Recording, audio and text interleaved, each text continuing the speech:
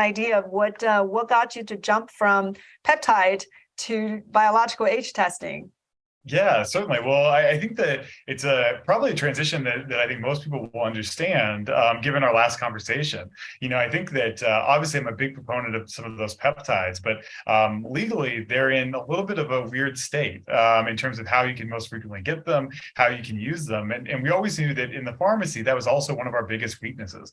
With a lot of these peptides not being FDA approved, their ability to be done in these peptides and compounding pharmacies was difficult sometimes, especially with all the legal loopholes. And so one of the things that we always thought would help our case to continue to always do these peptides was additional data. The best data would have been really good, I would say, long-term studies with placebo-controlled data, right? So in the case of BPC, maybe a 10-year study on Crohn's or ulcerative colitis or some of those other gut conditions. But unfortunately, we didn't have time to do that. We knew that the regulatory landscape was changing very quickly. And so we were looking at maybe other ways we could find biomarkers to assess their success. And one thing that kept popping up were these epigenetic methylation clocks. And so as a brief history, in 2013, Dr. Steve Horvath at UCLA really created for the first time ways to predict someone's age looking at their gene expression data. So this might be an unfamiliar topic for a lot of people in terms of epigenetic methylation and what is it. But the way I usually explain it is by saying that every single cell in our body has the same DNA, right? So if you were to test the DNA from your heart or your skin or your saliva, it would be the exact same sequence. But obviously those cells behave very differently. The cells in your heart versus the cells in your skin are doing very different things. And so the way that they do those different behaviors are not by their genetics, but by what genes are actually turned on and turned off. And epigenetic methylation is sort of the off switch for your genes. And so by measuring that off switch, you can get a lot of interesting data. And Dr. Horvath had done this to basically try and quantify someone's age. And so at first, these clocks were used for things like dating DNA if it was left at a crime scene for forensics to see how old someone was.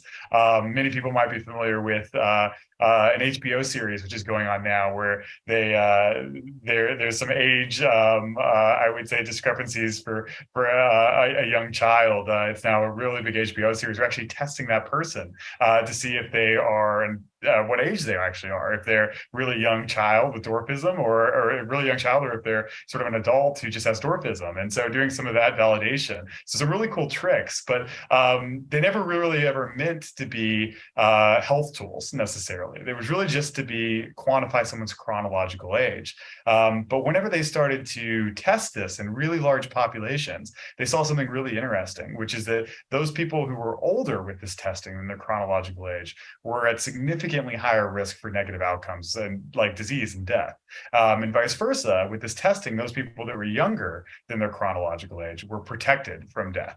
And so although this was meant to be a tool to measure someone's chronological age, it ended up being a measure of someone's biological age. The reason why some people might look, 60 when they're 50 and other people might look 40 when they're 50 is through this process. And because aging is the biggest risk factor for all chronic disease and death, this type of tool can be really good at mitigating those risks. And so for us at TaylorMade, when we were going through these peptides, we thought it'd be great to show that some of these peptides were having age reversal related effects. Unfortunately, we never got time to study it before the FDA eventually asked that we stop producing these products. But that was the reason I got into the space. And whenever I got in, I got very excited about all the potential applications.